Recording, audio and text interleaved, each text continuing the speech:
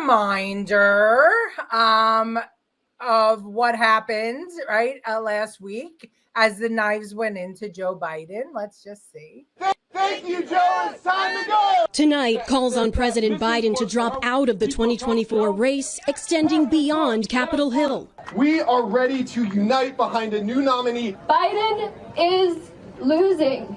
Protesters at the White House today, When we fight, we win. urging the president to pass the torch. As NBC News learns that Mr. Biden's allies are warning party leaders that efforts to push him out are undemocratic, all while he continues recovering from COVID at his Rehoboth Beach, Delaware home.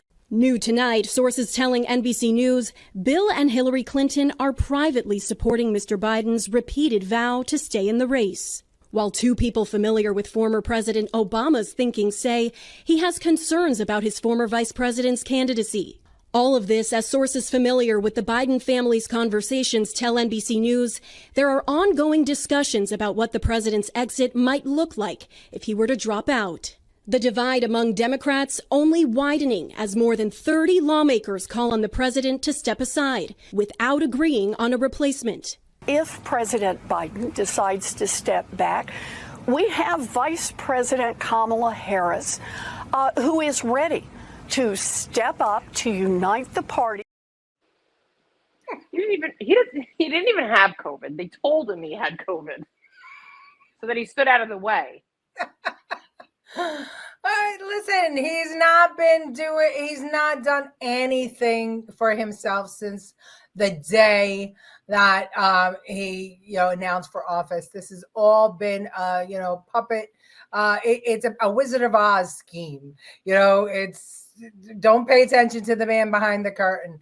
Well, all of his advisors were running this country, still are running this country, and and they still will remain because Biden, whether it was him or his advisors, decided to name Harris against everybody's will, and so now he had the last laugh. So she's taking the entire Biden camp with her.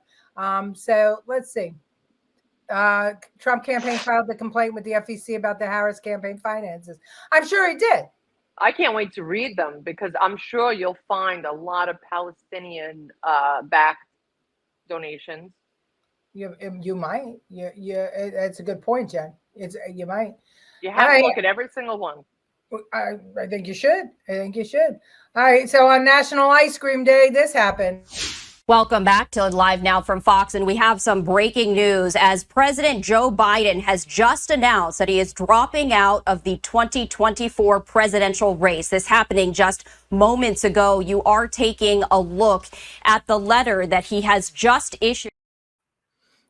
They're like, sign this letter. It's for National Ice Cream Day, Joe. Ice cream for everybody. Ice cream! Dropped out. I'll sign it. I mean, now just to answer me this question, do you think they knew it was National Ice Cream Day when they did that? They probably lied and said that letter was about national. He signed it into Congress as a national holiday. He's like, sure, I'll sign it. As he was sick with COVID. Yeah. Oh, I can't even. And not for nothing, if you have COVID, who came around you to sign the letter? Well, that's it. He was huddled with four of his closest advisors, and by the way, none of them were Kamala. Four of his closest advisors, none of them Kamala, to make the decision that he was going to drop out of the race. And apparently, he called her just hours beforehand and told her he was going to endorse her. She was not at all prepared for it. So, National Ice Cream Day. Look it up. It's crazy. All right. So let's take a look. Remember, Kamala was running for president, and she didn't even get one delegate. But let's take a look at her on the trail, because there's some interesting things that were said while she was on the trail. Under the previous administration, the Secretary of Homeland Security designated elections as critical infrastructure of the United States. Now let's speak another truth. Russia interfered in the election of the President of the United States. A bill that I have, and it is because of the very nature of the issue, which is not just bipartisan, it is nonpartisan. A co-sponsor on it is a Republican from Oklahoma. His name is James Langford. The bill came about because he and I were the only two United States senators to serve both on Homeland Security and Intelligence at the same time when we decided that we needed to do something. And so we have proposed that part of the investment in infrastructure has to be upgrading the infrastructure of states around elections. Because guess what? As it turns out, for all that technology has brought us, good and bad, the best and most secure way to conduct elections, paper ballots. Because the way that I say it, kind of half joking, Russia can't hack a piece of paper. Personal, and I was actually it was hurtful to hear you talk about the reputations of two United States senators who built their reputations and career on the segregation of race in this country.